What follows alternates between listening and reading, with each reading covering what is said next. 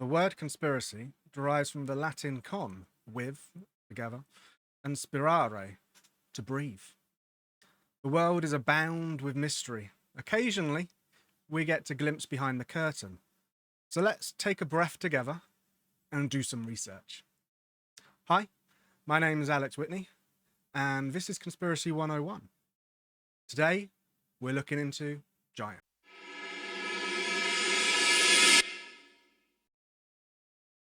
So let's begin. And let's start where any good investigation, any good internet research starts. And that is with Wikipedia, obviously.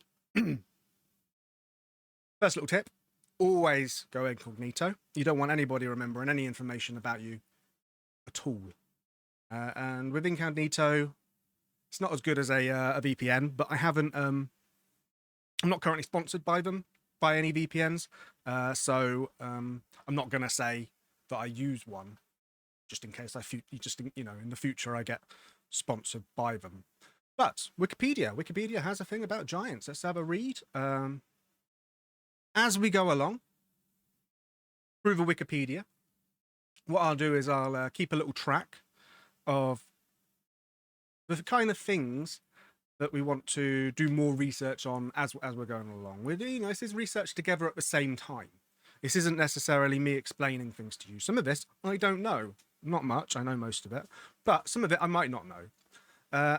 And as we do that, because I'm a very visual person, I prefer to have things in a more obvious way, I guess, rather than written down. Writing stuff down's fine, but it doesn't always bring back the memories that you really want. So I'm using Canva, the free version, obviously. And what we'll be doing is, if I set this up correctly, which is a crapshoot at the moment, I should be able to put in things like Giant Corn Man. Obviously, not really got much to do with giants, I don't think, but seems to be related. That's pretty cool. Etc. etc. Yeah, I get distracted by the Giant Corn Man. As we go through the Wikipedia page, and then we'll refer back to that occasionally. I'm just going to turn it off just in case it makes something goes wrong. As we go through the investigation, the research, I'll add things to it. So, in folklore, straight off the bat, not true. There are real giants. And we're going to have to get to that. Giant disambiguation. Disambiguation. So we've got different giants. I can always zoom in at certain points. I'll have to remember to do that so we can read along. So we've got Greek, Norse, Welsh, esotericism,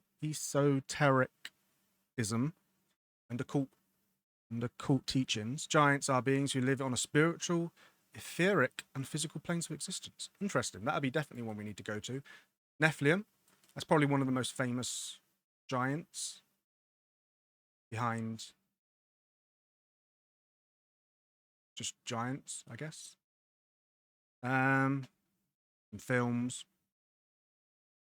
albums, songs, bands. Right, we're going to focus on the ones at the top, I think. Maybe literature? Where was literature? No, probably not literature. Right, so let's go back and have a read about giants. Here we go. Yeah, that's a good size. So in folklore, giants from ancient Greek, gigas, cognate, giga. What does gigas mean? Oh, it means giant. Are beings of human-like appearance, but are at times prodigious, remarkably impressive, great in extent, size, or degree. In size and strength, or bear an otherwise notable appearance. Interesting, so it's not just about size. The word giant is first attested in 1297 from Robert of Gloucester's Chronicle. It is derived from gigantes of Greek mythology, which we will definitely look at. Jack the Giant Killer, Jack and the Beanstalk. That's what I was thinking of. Nephilim, probably second to them. So fairy tales, yep. So we've got the giants of Fafnir and Fossalt. Foss doesn't say how to pronounce it. That's no help. Size Freya in Arthur. Okay. We've got giants Mata and okay.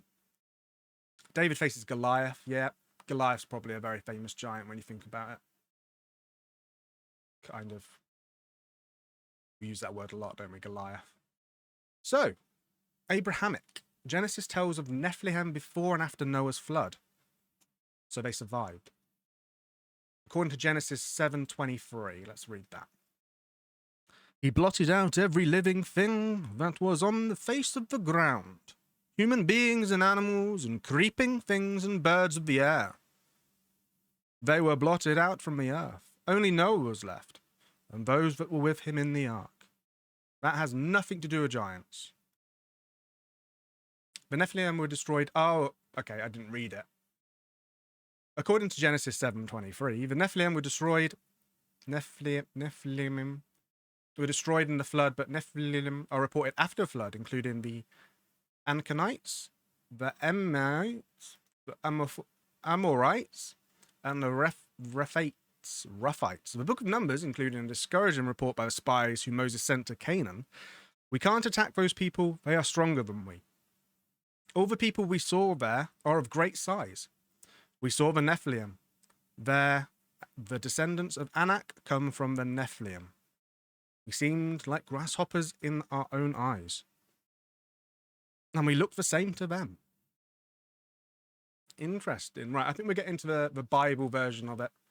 Not right now. A little bit later. So we've got the Armenians. The Hawk was a part of a race of giants who helped construct the Tower of Babel. Very interesting. Or Babel. Ancient historian Ike was handsome and personable with curly hair. Oh, is an actual individual. Legendary patriarch and founder of the Armenian nation. The story is told in the history of Armenia, attributed to the Armenian historian Moses of Corinth. That's an easier way to say it, isn't it?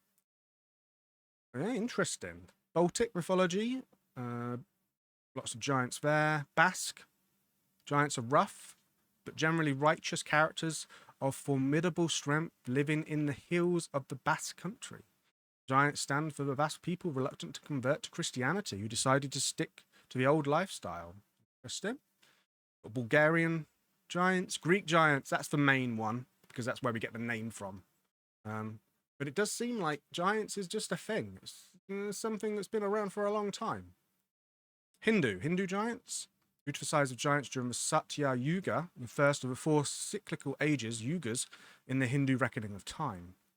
According to Jainism, there was a time when giants walked upon this earth. That keeps coming back as well, that they were here, but now they're gone. Jain cosmology divides the worldly cycle into time into two parts, or half cycles. That might be an interesting one to get into. Native American, this is one I've heard before. According to the Paiute oral history, the Site Ka, or Sai, are a legendary tribe of red-haired cannibalistic giants, the remains of which were allegedly found in 1911 by guano miners. Is that bat poo? Yeah, that's bat poo.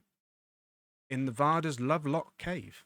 Furthermore, the Paiute creation story tells of beautiful giants who once lived between the Sierra Nevadas and the Rocky Mountains.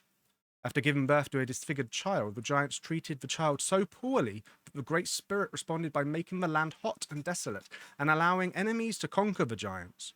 Only two giants survived, Paiute and his wife, both whose skin became brown from eternally living in the hot desert. Interesting. Native American giants we'll be coming back to. Norse mythology. The Jotnar in Old Norse, are cognate with Itin. are often opposed to the gods. While often translated as giants, most are described as being roughly human-sized. Some are portrayed as huge, such as frost giants. I'm not saying that. Fire giants, or that, and mountain giants. The giants are the origin of most of the various monsters of Norse mythology. An eventual battle of Ragnarok, the giants will storm Asgard and fight the gods until the world is destroyed. Trolls are beings that are sometimes very large. The name troll is applied to Jotnar. Okay, Roman. We're doing Greek in a bit. Other European. In folklore from all over Europe, giants were believed to have built the remains of previous civilizations. Saxo Grammaticus, for example, argues that giants had to exist because nothing else would explain the large walls, stone mountains, and statues that we know now were the remains of Roman construction. Interesting. Interesting. So there's been a lot of confusion about whether or not humans built things or giants built things. Tales of combat with giants were a common feature in the folklore of Wales, Scotland, and Ireland. Celtic giants also figure in Breton and Arthurian romances. Okay, popular culture. Yep. Names. Wow, there's a lot of different names for all these different giants. Also a Book of Giants. What's that about? A Book of Giants is a 1963 anthology of 13 fairy tales from Europe. Right, we're definitely doing giants. Yeah, we got that one up already. Excellent. I got a little freeze frame, so I might freeze frames, double check a page, because this is, this is live. And looking up stuff on the internet, live on the internet, it's not always a great idea. Really, what we're doing here on Wikipedia isn't just to read about giants, is to look at the references, because this is going to be a really good part of how we find. There we go. Let's look at some Bible verses quickly. Some areas of actual research. Numbers 13:28 to 33. Yet the people who live in the land are strong, and the towns are fortified and very large. And besides, we saw the descendants of Anak there. The Amalekites live in the land of their. Okay, let's just read. Blah blah blah blah blah blah blah blah blah blah blah. Ooh! So they brought to the Israelites an unfavorable report of the land that they had spied out, saying, "The land that we have gone through as spies." Oh no, we read that, didn't we? Deuteronomy. The Emin, a large and numerous people as tall as the Anakim, formerly okay. Yet I destroyed the Amorite before them, whose height was like the height of cedars, the tree, and who was as strong as oaks, the tree. I destroyed his fruit above and his roots beneath. Okay. I want the bit where it actually talks about Nephilim, but I guess we're going to get to that, aren't we? So, should we do Nephilim first? I feel like that's where we're leading to. Or should we do Greeks first? Nephilim it is. Nephilim. Okay. That is a badass picture. Look at that. Just gonna get rid of myself quickly. Look at that. That's awesome. Okay, Nephilim are mysterious beings of people, or people, interesting, in the Hebrew Bible, who are large and strong. The word Nephilim is loosely translated as giants in some translations of the Hebrew Bible, but left untranslated in others. Jewish explanations interpret them as hybrid sons of fallen angels. The main reference to them is in Genesis, but the passage is ambiguous, and the identity of the Nephilim is disputed. According to the Book of Numbers, they later inhabited Canaan at the time of Israelite conquest of Canaan. A similar or identical biblical Hebrew term, read as Is that not the same? Okay.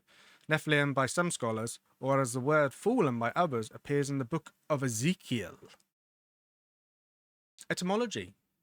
The Brown Driver Briggs Lexicon of 1908 gives the meaning of Nephilim as giants, and holds that proposed etymologies of the word are all very precarious.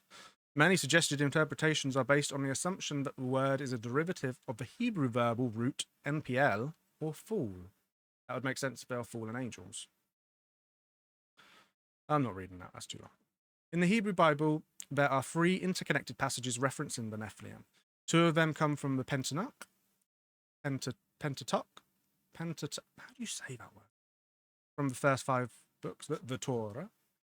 The first occurrence is in Genesis 6:1-4, immediately before the account of Noah's Ark.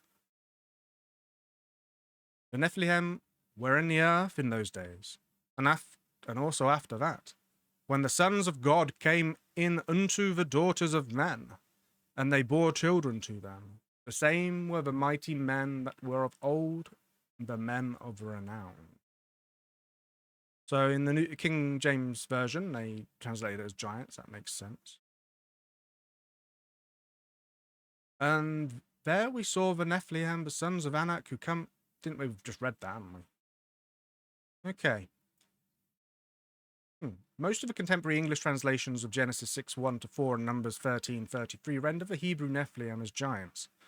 This tendency, in turn, stems from the fact that one of the earliest translations of the Hebrew Bible, the Septuagint, composed in the 3rd or 2nd century BCE, renders the said word as gigantus.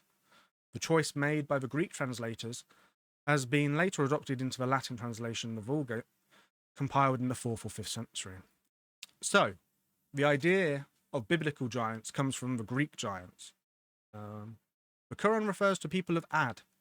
The Quran 26:130, whom the prophet Hud declares to be like Jabarim, probably a reference to the biblical Nephilim. The people of Ad are said to be giants, the tallest among them 100 foot. Right, that's something we need to write down. And I have a pen. So, tallest. 100 foot. What's that in meters? About 30. However, according to Islamic legend, the Ad were not wiped out by the flood, since some of them had been too tall to be drowned. Obviously, if you're 30 meters tall. Instead, God destroyed them after they rejected further warnings. After death, they were banished into the lower layers of hell. Right. So then that links to the fallen angels, doesn't it? In that you got the idea of people going down into hell who are tall people in hell. All early sources refer to the sons of heaven as angels. From the 3rd century BC onwards, references are found in the Enochic literature, the Dead Sea Scrolls. Dead Sea Scrolls we're going to get to at some point in the future. And the Book of Enoch is very interesting. And I think Conspiracy 101 needs to be done about Apocrypha. So I might just leave that for now. Descendants, references to the offspring of Seth rebelling from God and mingling with the daughters of Cain, are found from the 2nd century CE. 3rd son of Adam and Eve was Seth. Arguments from culture and mythology. The Aramaic culture, the term Nephila refers to the constellation of Orion, and Nephilim to the offspring of Orion in mythology. Arabian paganism. Fossil remains. Cotton Mather believed the fossilized leg bones and teeth discovered in Albany, New York in 1705 were remains of Nephilim who had perished in the Great Flood, later found out to be Mastodon. That's a shame. Okay, so we've got a few more. Again, the Book of Giants. Oh, okay. That is new. Oh, that's the Book of... Okay, so it's the Apocrypha. We'll talk about that some other time.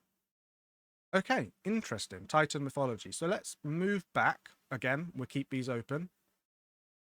To giants. Greek mythology.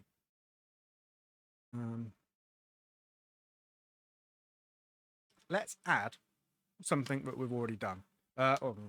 This is not sponsored. It's just water.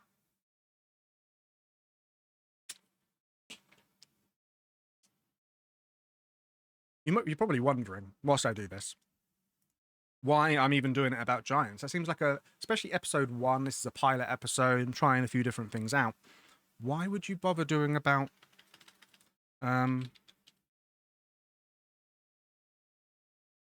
spelled that wrong. How do you spell that? There we go. No, I spelled it right. Okay. Why would you bother doing something about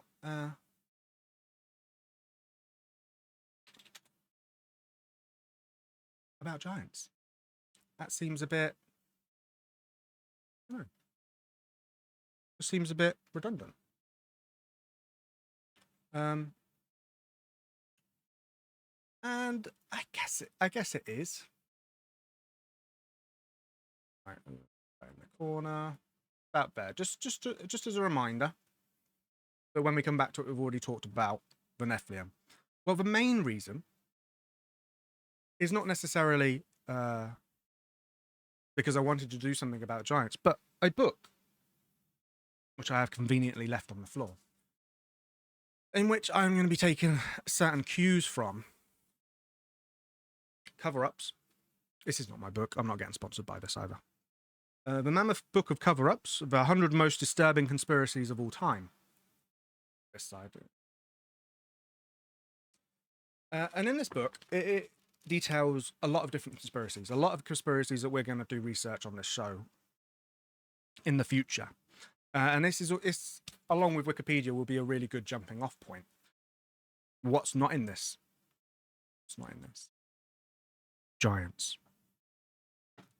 And that's why I felt it appropriate to start off this series with giants, because there is definitely something conspiratorial about them that I don't think enough people, especially in mainstream press, are discussing. And not to say that I am mainstream, but when I get a sponsorship deal, I probably will be. So let's move on. So Greek, and so this is where we get the word giants from.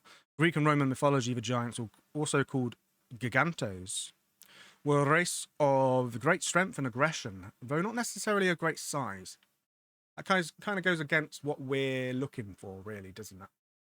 They were known for their gigantomachy, their battle with the Olympian gods. According to Hesiod, the giants were the offspring of Gaia, born from the blood that fell when Uranus was castrated by his Titan son Cronus. Oh. Archaic and classical representations, so gigantes, as man-sized hoplites, heavy armoured ancient Greek foot soldiers, fully human in form. Later representations, after 380 BC, show gigantes, with snakes for legs. Just ignore that one. In later traditions, the giants were often confused with other opponents of the Olympians, particularly the Titans, an earlier generation of large and powerful children of Gaia and Uranus. The vanquished giants were said to be buried under volcanoes and to be the cause of volcanic eruptions and earthquakes. That makes sense. I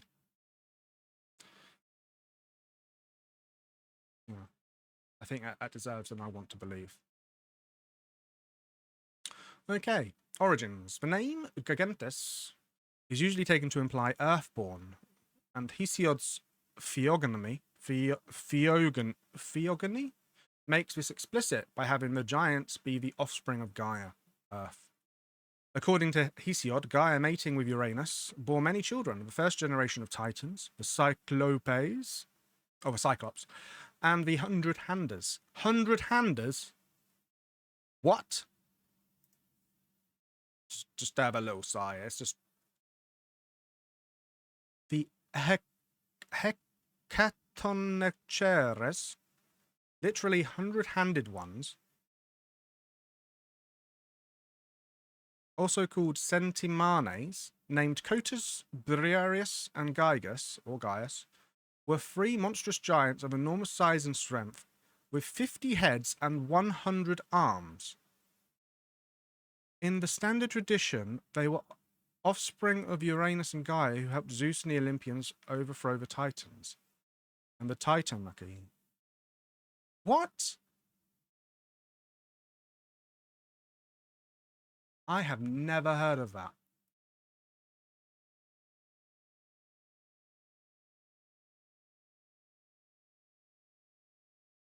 The 100-handers were monstrous giants, enormous size and strength, with 50 heads and 100 arms. It just states it like that's just a normal thing.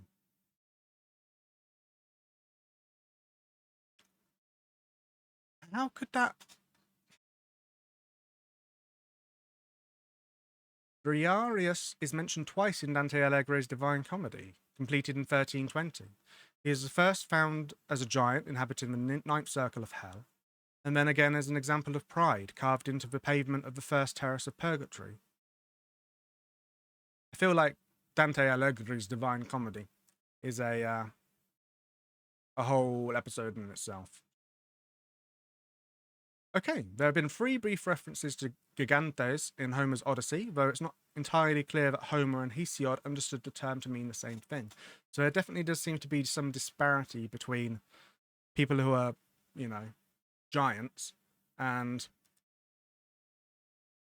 just people, which is fair enough.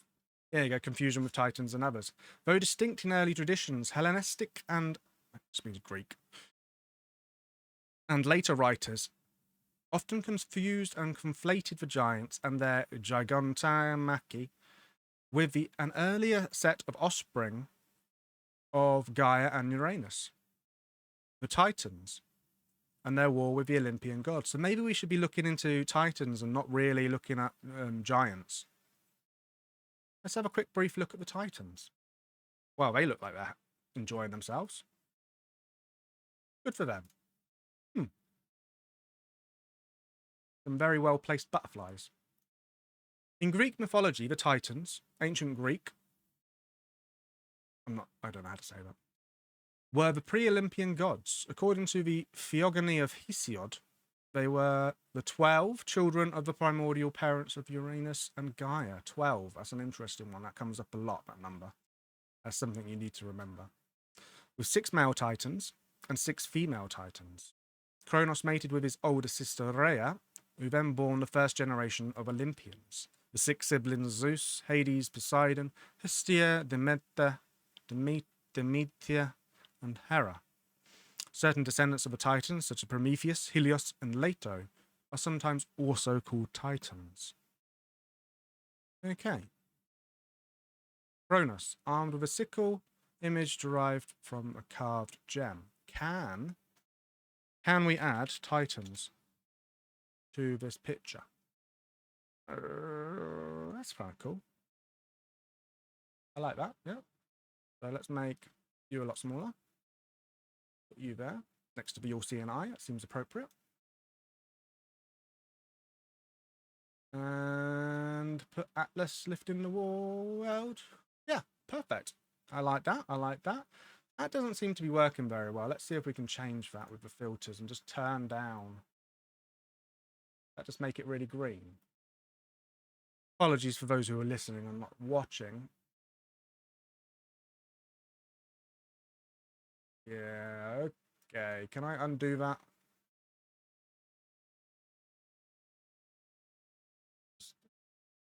This is why you shouldn't change things live. Oh, I just made myself disappear. It's okay. It's okay. I'll come back. I'm not leaving until this has been... There I am. Until this has been seriously researched. Okay, so we've got the Titans up there. I feel like they're a better representation of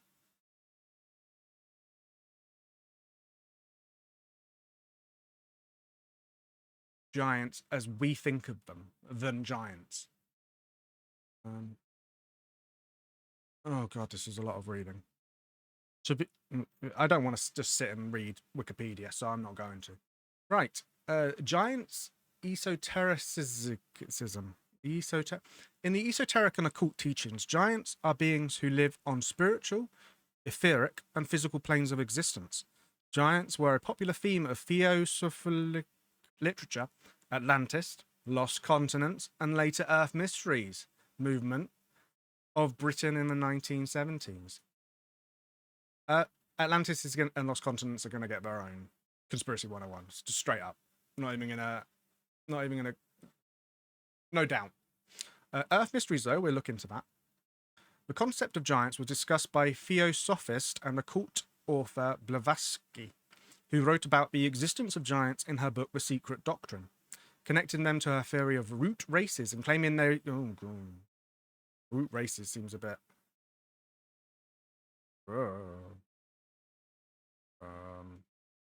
Just. Oh.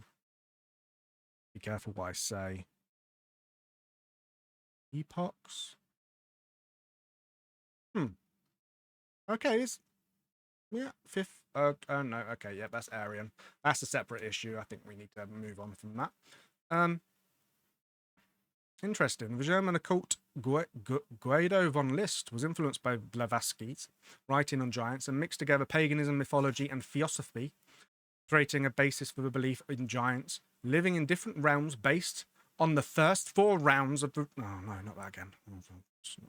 Just ignore that.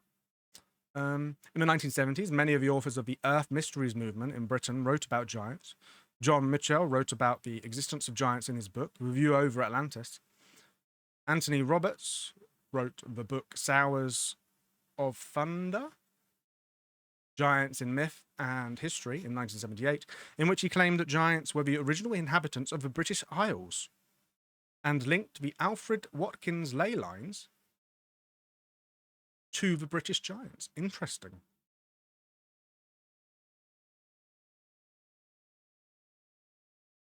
Okay. I like where that's leading. That feels more conspiracy 101 than the, just learning about history. Earth Mysteries, we've done Bethlehem, let's put that there. Earth Mysteries are a wide range of spiritual, quasi-religious, and pseudo-scientific. I don't really like that word. I feel like it's a little bit mean. You can't go throwing around words like that, Wikipedia. Ideas focusing on cultural and religious beliefs about the Earth, generally with regard to particular geographical locations of historical significance. Believers in Earth Mysteries generally consider certain locations to be sacred, or that certain spiritual energies may be active at those locations. The term alternative archaeology has also been used to describe the study of Earth Mysteries beliefs. So the ley lines originated in the 1920s. With study by Alfred Watkins. The term Earth Mysteries for this field of interest was coined in the 1970s in the Ley Hunter Journal. Obviously, Stonehenge seems to be at the epicenter of many beliefs. Interesting. 2005, so there's still an interest in this, in Earth Mysteries. But we are wandering away from the giants. And that is not something I want to do. So let me just pause the screen, double check that this website is legit and doesn't contain any scary or unwanted imagery.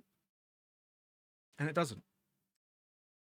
First off, when I found this, before every episode, I Google what we're going to talk about. So I Googled giants, and it came up with the New York Giants. So I put in giants people, and it comes up with a little thing. Are giants real? Where are giants now? Do giants exist? Real life giants? Something we'll look into in a little bit. And I get a few different websites, videos, pictures, in order to flesh out after the Wikipedia search, which I think we've done quite well on. That looks awful in the corner there, doesn't it? It's very green. I need to work on that. Maybe green's not the greatest color to have on there. But I feel like we need to add a Earth Mysteries one. So let's look up Stonehenge and have a nice little picture of Stonehenge. Oh, isn't that beautiful? And add that to the pile. Just going to get rid of it for now, though, because it doesn't look very good. Again, this is a pilot episode, and there's going to be issues that I need to sort out. For example, I am unbelievably uncomfortable, but I don't want to go out of focus. Does that look all right? I think I'm still in focus. Problem is, you probably can't hear me. Oh no, I'm breaking the mic. Right. Okay, so Nexus, Illuminati.blogspot.com. And when I first saw this, my first thoughts were, I trust this. This is a website that I know the creator or curator, has not put effort in to the way it looks. Their concern isn't whether they can create a usable web space.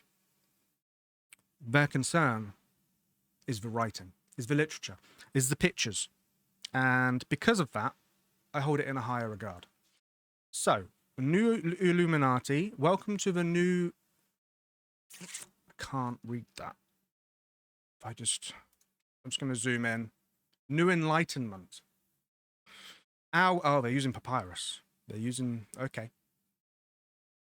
That'd be fine. Our world, and we are made from mind stuff. Sights for all seekers, reclaiming the name of enlightenment from old, cold, ill-omened usurpers. The light is in your eyes. Welcome to the new eon. So this was written on Saturday, 19th of March 2011. Who were the red-haired giants of early North America? And it has a nice little... Well, I don't know what you'd call that. Pre-rendered visual. Nice pre-rendered visual. Yeah. On the earth, there once were giants. Greek poet Homer, 400 BCE. Interesting. Oh, it's all papyrus. Okay. That doesn't work anymore. Why isn't that working anymore? Pause. Access forbidden. Doesn't want to work anymore. Fair enough. Few Americans alive today are aware that once real giants roamed the land. Giant red-haired humans. I wonder why the red hair is important. Most Americans believe that the Native Americans were the first to inhabit the North American continent. Yet there were others, a much more ancient race that walked the hills and valleys, the plains and deserts of the pre-Columbian Americas. Evidence of the giant humans, people 7 to 12 feet tall. Right, there we go. So we've got tallest, 100 to 30 meters. Quite tall. Native American, just going to write this down. And put native A. What are we looking at? 7 to 12. 7 to 12 feet. I'm going to put down Greek as well, and I'm just going to put normal. Seems appropriate. Exists in the fossil records. Tools and other artifacts recovered from the archaeological digs. Giant skeletal remains have awed and sometimes frightened researchers and explorers as far back as the 16th century.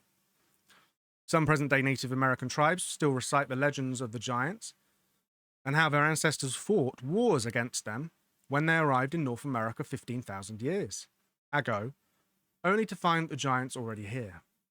Others, like the Aztecs and Mayans, recorded their encounters with the race of giants to the north, and they ventured out on expeditions. European explorers meet living giants. That would have been that's a shame. That would have been a good photo. I'm not sure if they would have had photos back then. Maybe it's some kind of drawing or sketch. The earliest Western explorers who wrote about the giants of North America include Magellan, first person to circumnavigate the globe. Kind of. He died, but, you know. Sir Francis Drake, from the Uncharted series. Spanish explorer De Soto, I've never heard of him, and Commodore Byron, the grandfather of the famous poet Lord Byron. Good for you. Not all encounters with giants were post-mortems. A well-documented sighting by Magellan occurred in 1520 near the harbour of San Julian, Mexico. There, Magellan and his crew came upon a red-haired giant that stood nearly 10 feet tall and whom Magellan described as having a voice like a bull. Later, Magellan learned from normal-sized natives that the giant belonged to a neighbouring tribe. Remarkably, Magellan's logs show that he and his crew captured 2 of these living giants and brought them aboard his ship intended to bring them back to Europe. Unfortunately, the giants grew ill and they both died during the return voyage. Magellan had their remains buried at sea. Oh. Whoops. I paused it. Sorry. There's no... We're doing proper internet research here, and I feel like this is papyrus. 58 years later, giants still roam San Julian. None other than Sir Francis Drake recorded encountering several red-haired men who stood over 9 feet tall. In the years that followed, many more explorers and seafarers also reported seeing giants roaming that area. 2 lesser-known explorers, wouldn't know them, are lesser known, discovered an intact skeleton of a pair of 9-foot humans. They each entered meticulous descriptions of the skeletons in their journals. Where are their skeletons now? If a race of mostly red-haired giants dwelled in the Americas for many centuries, wouldn't their remains and artifacts? Literally what I was just thinking. Not to mention the sites where they lived still remain. They do, and many are found in the mounds. The mysterious mounds and mound builders. The mounds, some are flattened pyramidal structures, are ceremonial and religious sites that have been covered over with earth as the centuries marched forward. Most mounds resemble small, flattened hills. Could it just be a hill? Talk about... Whoa! Okay, so we're going to talk about mounds, but who cares when this exists? A Smithsonian conspiracy. Look at that bad boy. Very hard to judge, though. These people could be small. Were the olden times. Sadly, there is evidence to suggest that the preeminent Smithsonian Institute... I feel like the Smithsonian Institute needs its own little section in Conspiracy 101, doesn't it? It has itself acquired artifacts and remains of giants, and they quietly suppress the knowledge of their acquisition. An odd story from the late Ivan T. Sanderson, a popular author of many books and respected zoologist, supports the allegation some make that the Smithsonian has had a penchant for burying inconvenient artifacts since the 1800s. Interesting. Just a picture of skeletons. Cool. 7-foot skeletons. Okay. Always the intrepid investigator at heart. Sanderson sought confirmation. Giants in report by the San Diego Union. According to the San Diego Union, August 5th, 1947, the mummified remains of giants were discovered buried near the Arizona, Nevada, California wasteland. The giants' remains were still clothed in strange garments. The team of explorers tentatively dated the remains as nearly 18,000 years old. The year was 1931, and hang on, what is this? Okay, so they were found by a Cincinnati doctor. These giants, said Hill, are clothed in garments consisting of a medium-length jacket and trousers extending slightly below the knees. The texture of the material is said to resemble grey, dried sheepskin, but obviously it was taken from an animal unknown to us today. Okay, oh no, it does have some... kind of has some sources. Okay, what time is it? What are we looking at? We are about 40 minutes in. I feel like that would be a good space for... Okay, so we've got... let's add Native Americans to our list on Canva. Whoa, they... Okay, let's just add a headdress, because some of those are quite... Again, you can't really see that on the blue background, but it's there for me just as much as it is there for you. Okay, so... donate any please help us keep this site online. Donate any money and receive at least one new Illuminati ebook. There's always a catch, isn't there? Okay, so about halfway through, I always feel like it's good idea to sort of mix things up with some media. And from what I remember, I have a video to show. which includes some information about ancient giants. So obviously, I'm not going to show the whole thing because I don't want to impede on anybody's copyright. But I feel like it's important to show some visual evidence. I think we're going to go through that in a little bit. But let's have a look at this. Let's see what this is like. I'm not sure how well this is going to work, but we'll see. Unmute that and play the clip. Drying up. But then they made some very unusual discoveries, and those were of red-haired giants that were mummified. These giants were 6.5 to 7 feet tall.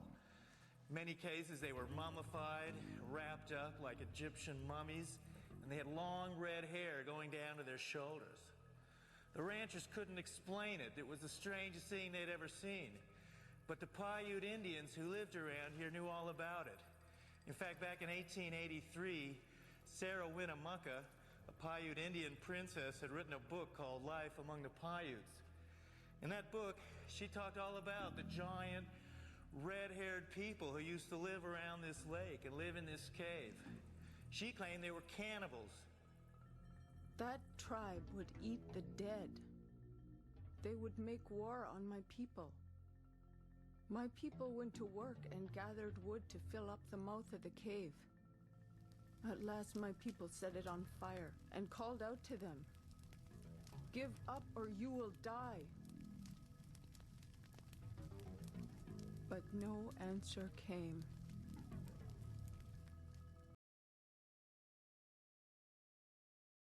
That sounds an awful lot like the giants were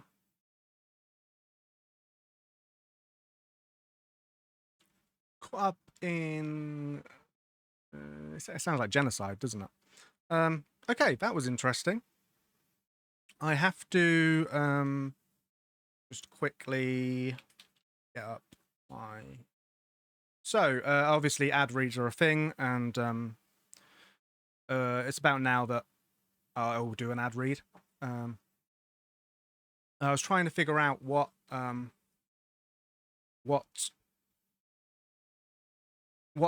of adverts, what kind of things are sponsors of shows like this, and there was one that kept popping up, and a variant of it I reached out to, and we are proudly sponsored by X-Fuel. Advanced fuel for the future.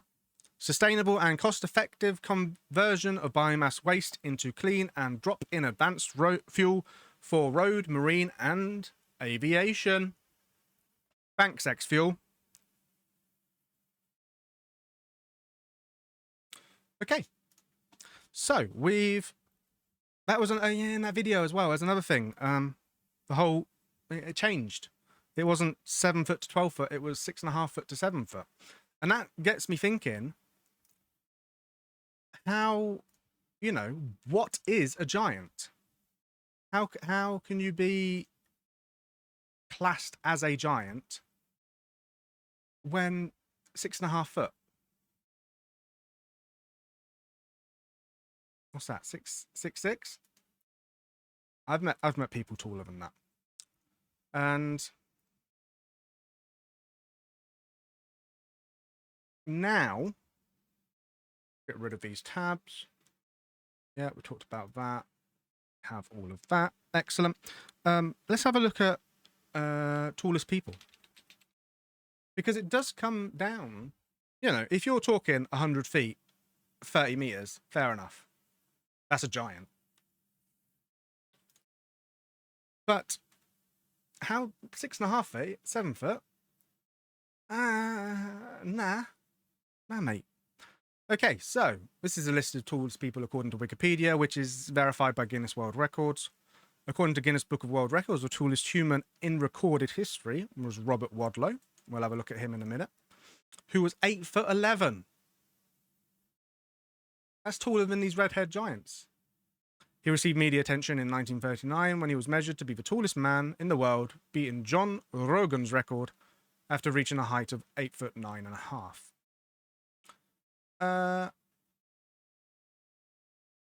Let's go normal so we can see it a little bit easier. Green is living, so Sultan Kosen is currently the tallest person in the world at 8'3". There are a lot of disputed heights, which is fair enough. But I know for a fact that, whoa, 38 centimeter feet, 1 foot 3 inch feet. Wow. That there is someone.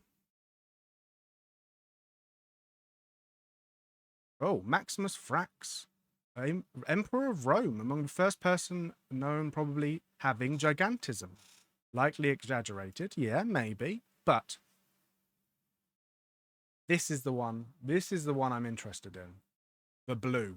No growth-related pathological disorder. So this person didn't have gigantism and didn't have acromegaly. He was just tall. His name was Angus MacAskill.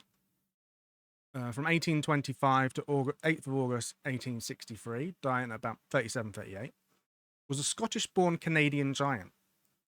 The Guinness Book of World Records, in its 1981 edition, stated he is the strongest man who ever lived, tallest non-pathological giant in recordist history. So this guy was just tall. There was nothing that made him a giant. This is basically humanity's extent without having an issue that causes you to grow more than you should, or through, you know, interference. I'm sure we could genetically make someone extremely tall if we wanted to.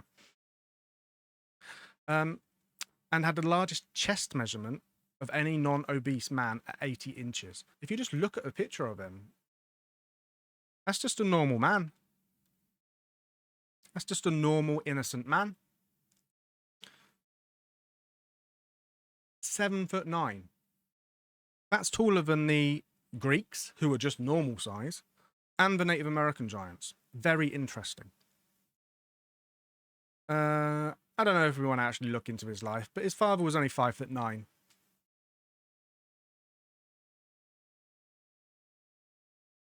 He had 12 siblings. Wow. But yeah, very tall, very strong man. The tallest man ever, also known as the Elton Giant and Giant of Illinois, is Robert Pershing Wadlow. Was a man who's the tallest person recorded in history, for whom there is irrefutable evidence. So there might be people who have been in history who are taller.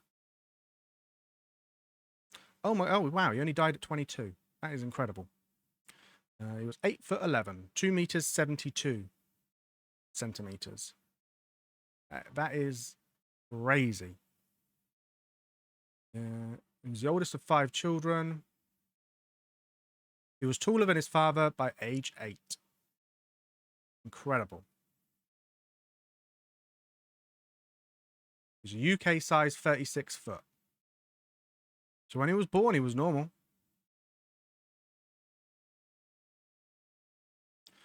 So, we've just looked at the tallest person who didn't have, you know, a pituitary gland problem or some related disease. Disease sounds mean. Condition to make them taller. Maximus Frax. Let's just quickly have a look at him. You know, Romans. His father was an accountant of the governor's office, sprang his ancestors who were blah blah blah blah blah blah blah blah. I don't care. I want to know why his height, infrastructure, feet, appearance. Ancient sources ranging from the unreliable Historia Augusta to accounts of... Oh, this needs to be zoomed in, doesn't it? I can't read it. I don't have very good eyes. He speak of Maximinus as a man of significantly greater size than his contemporaries. He is, moreover, depicted in ancient imagery as a man with a prominent brow, nose, and jaw, symptoms of acromegaly. His thumb was said to be so large that he wore his wife's bracelet as a ring for it. He was of such size, so Cordus reports that men said he was 8 feet 1 finger, about 2.4 meters in height. He is also on the list of tallest people, where he is listed as 7 foot 10 inches. Probably exaggerated, but the fact they're talking about it means that he was tall. Very interesting. So, we know roughly... Oh, man, I need to go back to it now. I've completely forgotten how tall... How tall were you? Ah, no. This is a problem with using incognito mode.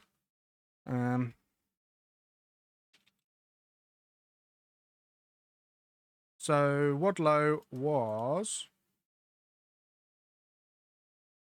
8'11". So tallest man, 8'11".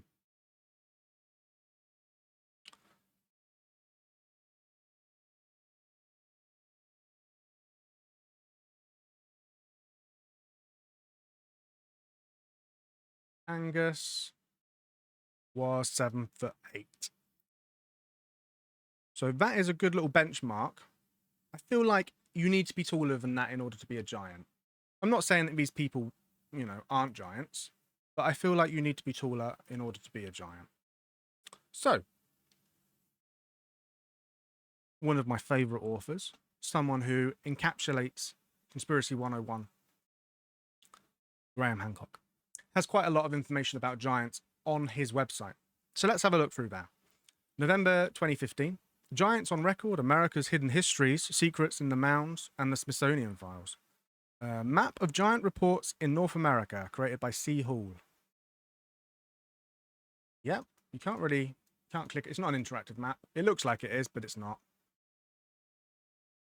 That's a lot of giants, if it was true. But it's hard to, it's hard to quantify that, isn't it?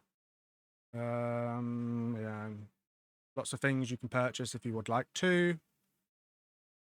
Hey, did giant humans roam ancient America in the past? Did the Native Americans have a royal class of giant rulers entombed in massive burial mounds?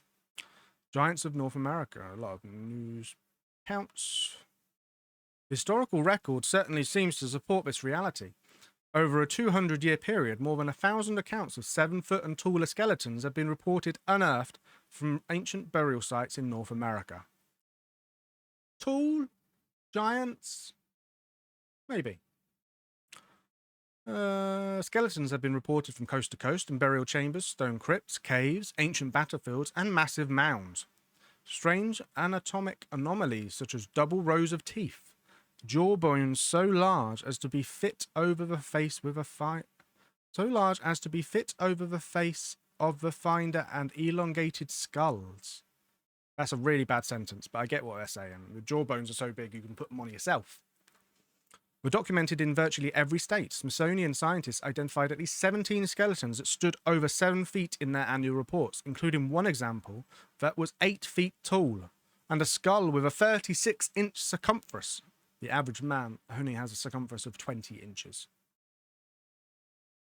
I'm not reading that. Okay. Skeleton of mound builder, 7 foot in length, serpent mound, Peebles, Ohio. Interesting. Zoom in on that. There's nothing really there to... Need something for scale. Like a meter stick or something. The Smithsonian Files. Most of the reports we have uncovered are from well-known newspapers such as the Washington Post or New York Times, but we began our analysis... this is a proper, written article. I'm not going to read it all. Okay. Let's just look at the pictures for a bit. Yeah. Find a skeleton of a giant. Illustration of discovery of a giant. In an ancient Ozark giant dug up near Steelville. Strange discovery made by a boy looking for arrowheads gives this Missouri town an absorbing mystery to ponder. Highlights from a lengthy report from the Steelville Ledger, 1933, June the 11th. Seems to be a picture of a dead man. Oh no, it's Les Eaton next to giant skeleton. Again, doesn't say his height. Oh, there you go. Les Eaton, a 6-foot man, laid out next to the 8-foot skeleton in Dr. Parker's office. See image below. Incredible. Again, the picture we saw before, but with attribution. The San Diego Giant was purchased by the Smithsonian for $500, $14,000 in today's money, in 1895, although they later claimed it was a hoax. Interesting.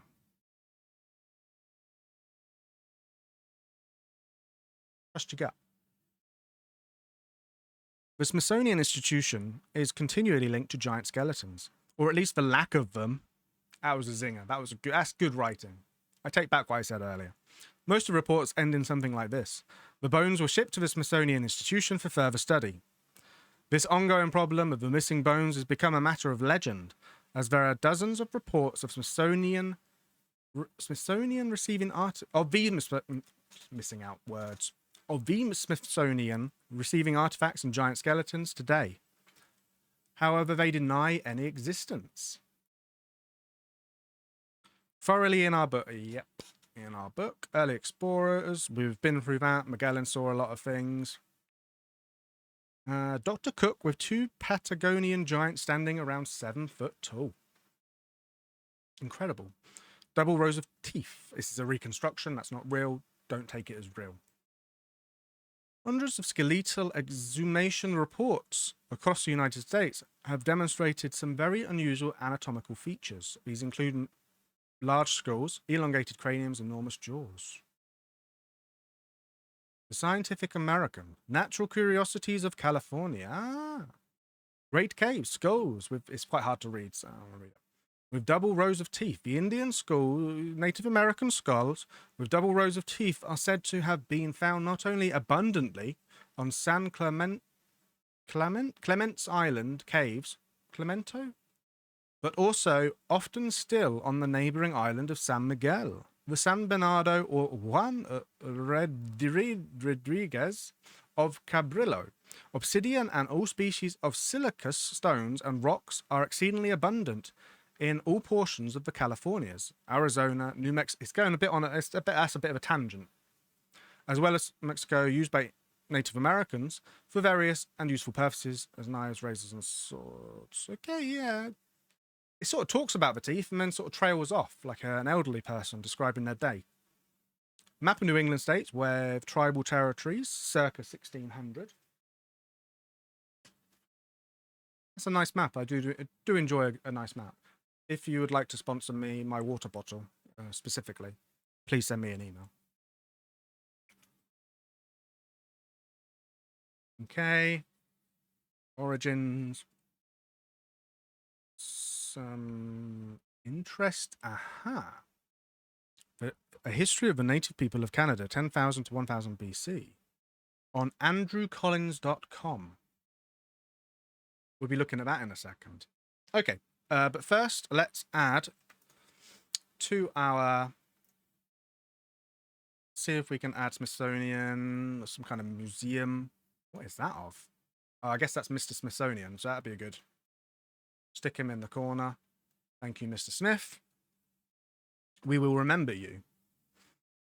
Okay. Oops. Let's try that again. There we go. Let's just pause that briefly just to make sure. Wow.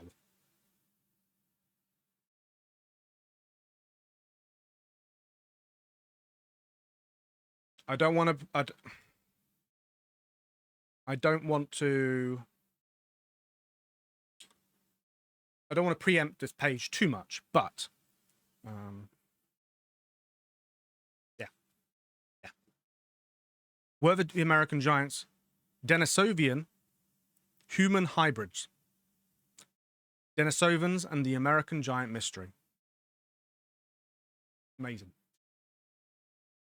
Brilliant. A Denisovan human hybrid based on all available evidence as envisioned by artist Russell Husson. Strict copyright, Russell Husson. Not going to use it. Skip past it. In Greg Little's Path of Souls, Andrew Collins proposed that the American giant skeletons found in Native American mounds were very likely Denisovan human hybrids. Now the theory gains support. In the groundbreaking book, Path of Souls by Dr. Greg Little, published in June 2014, Andrew Collins contributed a section proposing that the giant skeletons reportedly found across the United States over the past 200 years are the remains of human hybrids of extreme height.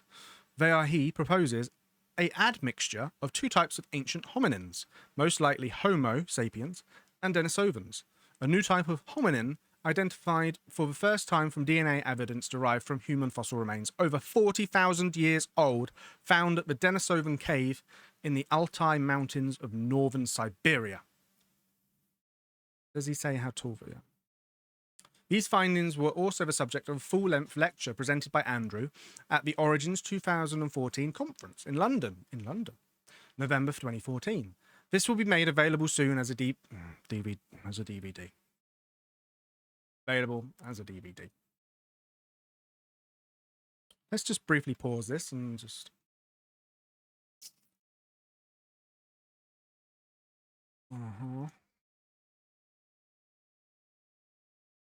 Okay.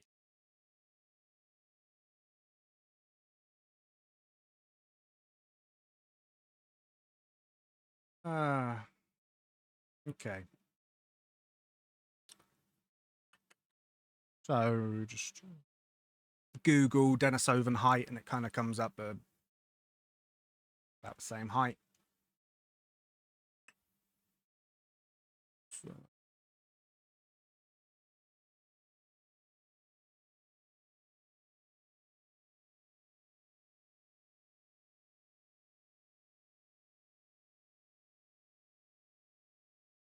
$6 to 7 foot. Okay. Got a little bit too excited about that. There's a lot of information. If you would like to purchase this book, then just go on Andrew Collins' website. Okay, what else we got?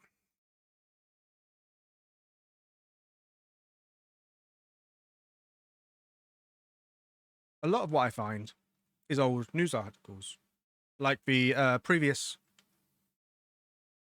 one suggested. Quite a... Can't read any of this. Just give me a second whilst I... Can I zoom in? I can zoom in also. Giants of prehistoric France. Here we go. So, often there's articles about giants in old publications, and just because it's old doesn't mean that we can leave it and forget about it. Sometimes we need to take copies of it and put it on the internet so people can do their own research. Giants of prehistoric France. In a prehistoric cemetery recently uncovered in Montpellier, France, while workmen were excavating a waterworks reservoir, human skulls were found measuring 28, 31, and 32 inches in circumference. If you remember correctly, an average human skull is only 20 inches. The bones, which were found with the skulls, were also of gigantic proportions. These relics were sent to the Paris Academy. Aha. Sent somewhere. And a learned savant who lectured on the find says that he belonged to a race of men between 10 and 15 feet in height. Didn't understand human nature. Yes, said the proprietor of the barber shop.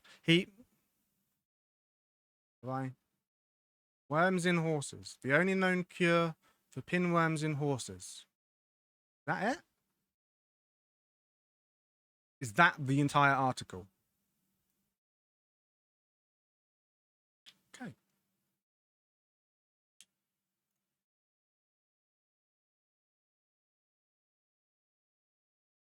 Back to Wikipedia. The giant of Castelnau refers to three bone fragments, a humerus, a tibia, and a femoral midshaft, discovered by Georges Lapauge in 1890 in the sediment used to cover a Bronze Age burial tumulus. Tumulus, what's that? A mound, and dating possibly back to the Neolithic. According to Lapauge, the fossil bones may belong to one of the largest humans known to have existed. He estimated from the bone size that a human may have been about 3 meters 50 centimeters, 11 foot 6 inches tall. No modern peer-reviewed study has been published about the alleged giant bone fragments. That's a shame. His findings were published in La Nature, Volume 18, 1890, issue 888. Don't currently have access to that issue. The volumes of bones were more than double the normal pieces to which they correspond. Judging by the usual intervals of anatomical points, they also involve lengths almost double. The subject would have been a likely size of 3 meters 50 centimeters. Now that is tall.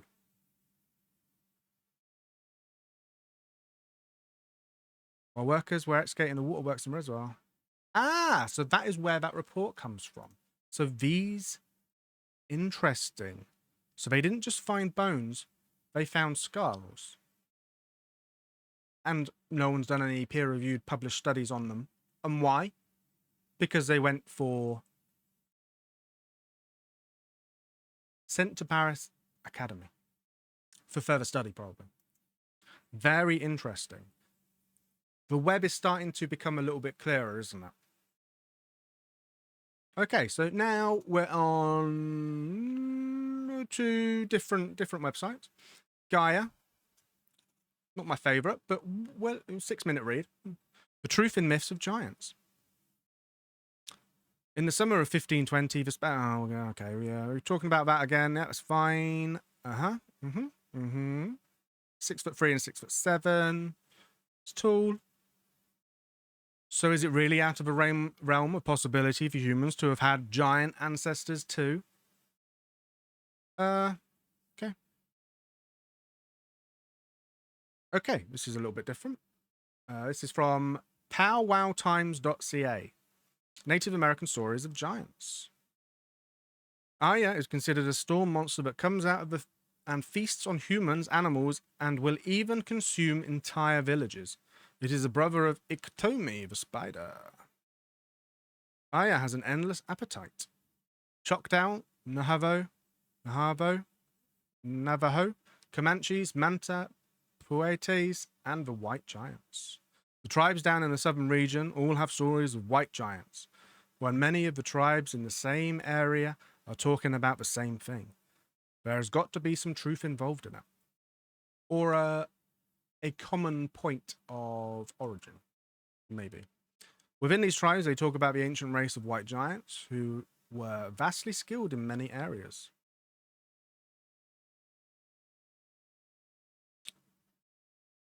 Lots of names. Okay. Do you have a story in your tribe of giants? Good question. A lot of these articles seem to not have much sort of, I don't know. Fantastically wrong. Oh, this is from Wired. So here's the other side of things. Don't want to be biased. Magellan's strange encounter with the 10-foot giants of Patagonia. In 1520, Ferdinand Magellan took time out of his busy schedule of sailing around the world to stop in what is now Patagonia, where he found a naked giant dancing and singing on the shore. Magellan ordered one of his men to make contact. The unwitting emissary, no doubt hilarious reaction to this sadly, has been lost to history. And to be sure to reciprocate the dancing and singing to demonstrate friendship. Now those are giants. Okay, man was able to lead the giant into a small island offshore where the great captain waited. Describing the scene was a scholar along for the journey, Antonio Bigafetta, who kept a diary of the journey and was later turned into a book, Magellan's Voyage, a narrative account of the first circumnavigation. When he was before us, he began to marvel and to be afraid, and he raised one finger upwards, believing that we came from heaven. And he was so tall, tallest of us only came up to his waist, and had a big, booming voice. This illustration above proves it. I'm not sure if a drawing proves it, but Patagonia was once inhabited by giants that positively dwarfed the heavenly Europeans that would come to conquer them.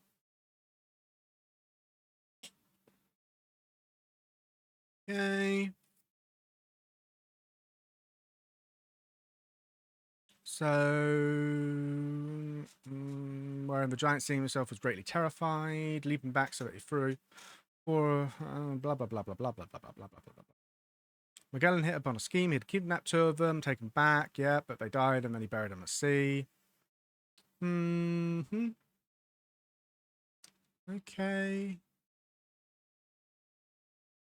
And... But leave it to the Brits to throw cold water on the whole thing. So Francis Drake later made contact with the same Patagonians and surmised by his nephew in The World Encompassed from 1628, a smackdown worth quoting at length. Magellan was not altogether deceived in naming these giants, for they generally differ from the common sort of man both in stature, bigness, and strength of body, as also in the hideousness of their voices. But they are nothing so monstrous and giant-like as they were represented, there being some Englishmen as tall as the highest we could see. But peradventure the Spaniards did not think that ever any Englishman would come hither to reprove them, and therefore might presume the more bodily to lie. Okay, so probably just about 6 foot, which puts them into the red-haired Native Americans, sort of. Yeah, tall people exist. Okay, that's interesting. Giants, why we needed them. This is from theconversation.com. Think of any sizable water gap. It might be that between you and the island, many kilometers off the coast, a place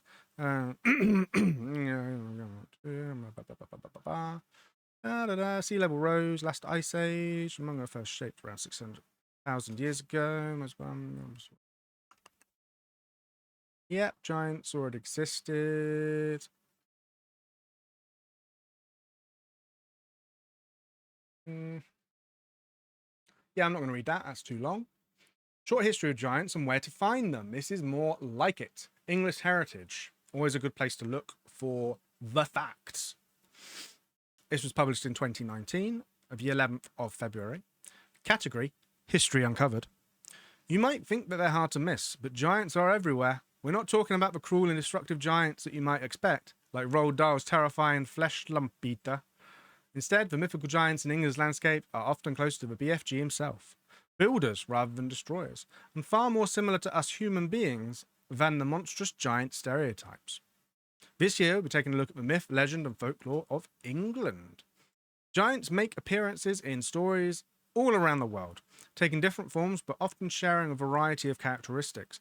In the ancient Mesopotamian poem, the Epic of Gilgamesh, widely considered to be the earliest surviving work of literature, the eponymous hero battles Humbaba the Terrible, a lion-faced giant who guards the cedar forest where the gods live. In Native American tradition, the red-haired Sitake of Puate lore are man-eaters, and the Nephilim of the Old Testament make normal men appear as grasshoppers. We are accounted... Is that the right button? There we go. English heritage. We are familiar. Do we do... Grasshoppers, Nephilim, yeah, Native Americans, it's there, you just can't see it. I'll sort that out in the future.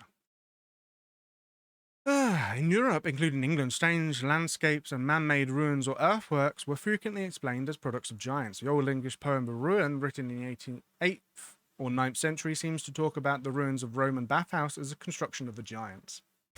Silly English people. Which place did the poet have in mind? Perhaps Wroxeter, Roman city in Shropshire, as several scholars have suggested. That looks like a place of giants. Stonehenge and bathing giants. According to Geoffrey of Monmouth's 12th century History of the Kings of Britain, Stonehenge was originally brought from Africa to Mount Killaloris in Ireland by giants. Its magical stones had healing properties. Very interesting. Did not know that. Quite how Merlin managed this is not made clear. What did Merlin do? Oh, Merlin transported them. Okay, that's cool. Merlin at Stonehenge from the 13th century manuscript. There he is. So Merlin was a giant. Interest. I feel like I need to add that.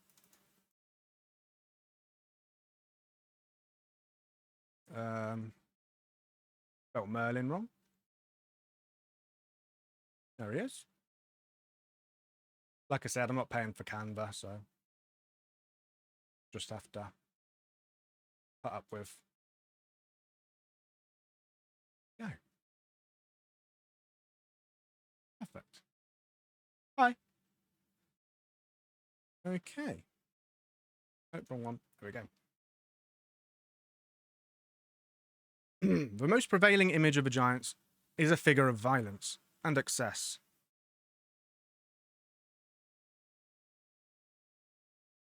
Giant causes.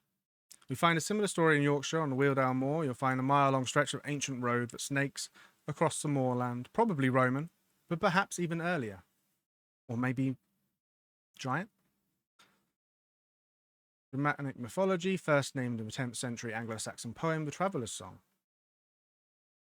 It is said that Wade built the causeway with his wife Belle, so that she could milk a huge cow on the moors. The boulders scattered across the landscape are said to have fallen from her apron as she went about building the road. Sculpture of Gorham. Okay. Whoa, whoa, whoa, whoa, whoa, whoa, whoa, whoa, whoa. Well, I feel like we might need to censor that.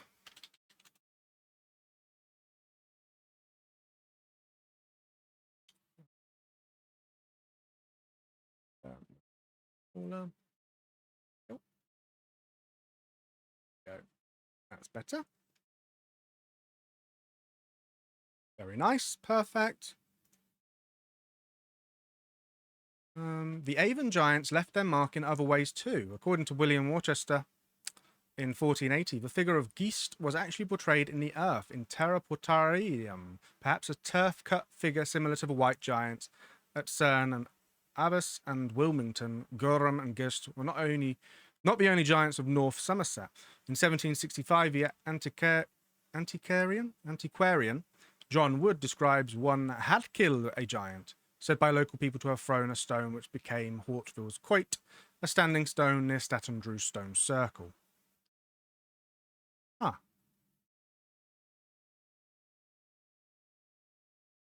A hero of giant proportions. What conclusions can we draw about giants? At once human and inhumane. They represent our attempts to understand not only the landscapes around us, but also ourselves.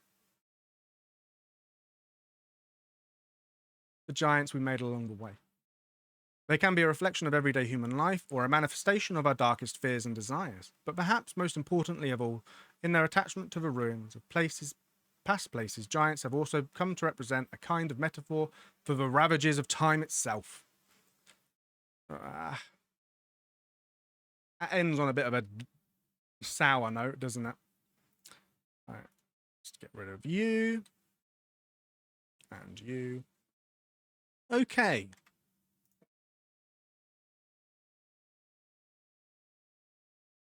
Interesting. Looking at the Giant's Causeway. Let's have another picture round. As you can see in Google Images, I've typed in giants are real.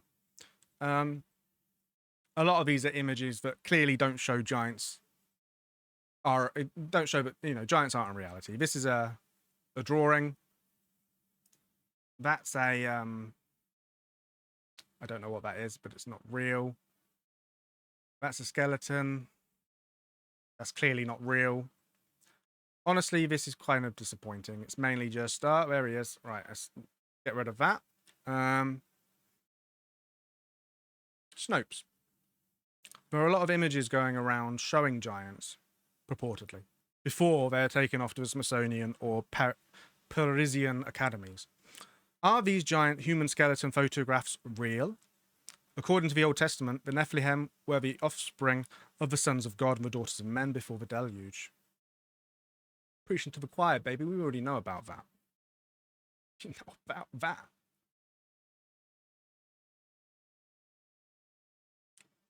Yeah. Okay. No. No. No.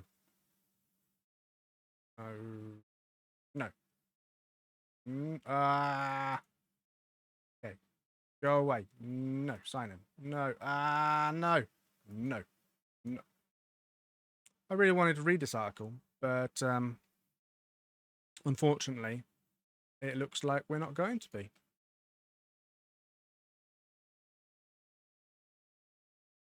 Unless we sort of skip past it. So, these are some pictures that Snopes thinks are fake And to be honest, I'm not feeling them either. Petrified, the Cardiff Giant and other ostensible people from the earth. How very interesting. Petrified, the Cardiff Giant and other what does that mean? Stated or appearing to be true, but not necessarily so. I don't like that word. People from the earth.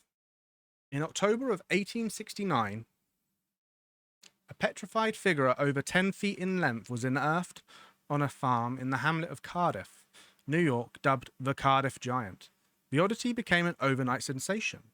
In celebration of the 150th anniversary of the giant's discovery, this exhibit explores the history of the giant and its many derivatives, through rarely seen photographs, artifacts from the period, and a comprehensive retrospective of more than 40 other petrified giants. Well, that would have been fun to see, but unfortunately it has already occurred. Okay. Let's go back. Let's have a look. If we get rid of that and go back to what it means to be a conspiracy. A secret plan by a group to do something unlawful or harmful. Obviously, the odd but cool will be discussed on Conspiracy 101. But I always want to bring it back to the heart of what Conspiracy 101 is about, and that is about conspiracies. Is there a plot? A conspiratorial plot to hide the fact that giants exist? From the evidence that we've discovered through internet research, yes, there clearly is some kind of plot by organizations like the Smithsonian, like the Parisian Academy, to get rid of evidence of giants. But on the same hand that we say that, they're getting rid of bones, were they actually giants? Because if it was just someone who was 8 foot, although odd, that's still quite within the realms of humanity. As Homo sapiens rather than specifically giants. We talked about the Nephilim. The history of giants goes back a very, very long way. The Greek myths of the Titans, less so the giants because they're kind of not giants, they're just human size. The English history, or European history, I should say, is scattered throughout with giants and very tall people. And Native American has a history of giants amongst their myths. No evidence, though, which is scary, because if there is a conspiracy, then they're doing a really good job. Right. Let's just take a moment. I think we've reached the limit of what can be learnt today. I really do. But before we finish, conspiracies can be a little heavy. Thinking about the Smithsonian purposely hiding giant skeletons is pretty deep. And we're only going to get deeper, So every episode, I want to end with something a little lighthearted, a little bit of fun. Not necessarily something that's going to weigh heavy on your chest, but something you can discuss with your peers. You go to a party and you talk about giants, you're probably going to get a few funny looks. So instead, let's have a look at something interesting, but something you can talk about. And Today, that's going to be uncombable hair syndrome. So, uncombable hair syndrome, UHS, is a rare structural anomaly of the hair with very variable degree of effect. It is characterized by hair that is silvery, dry, fizzy, wiry, and impossible to comb. As someone with very long hair who ties it back, that is incredible. It typically becomes apparent between the ages of 3 months and 12 years. It's called lots of different things.